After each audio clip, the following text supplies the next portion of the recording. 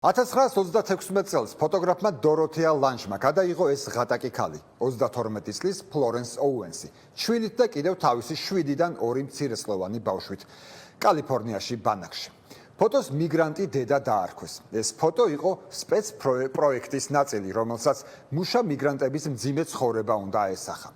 ფოტო მალე გაზეთებმა დაბეჭდეს, რამაც მთავრობას სურვილი გაუჩინა ბანაკში დახმარება გაეგზავნა, სადაც რამდენიმე ათასი ადამიანი გაუსაზლის პირობებში ცხოვრობდა და შიმშილობდა.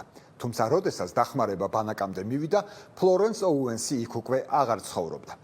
ეს ფოტო კი იქცა დიდი დეპრესიის ეპოქის სიმბოლოდ. და ეს არ არის ამ ისტორიის დასასრული. საქმე ის არის, რომ ფოტოგრაფს ქალისთვის ვინაობა არ უკითხავს. ამიტომ 10 წლეულების შემდეგ მისი მოძებნა გაჭირდა.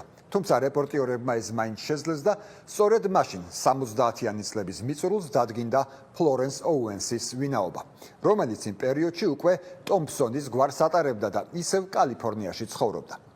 და იცით რა უთხრა რეპორტიორებს უკვე 80 მიტანებულმა ფლორენს ოუენს ტომპსონმა?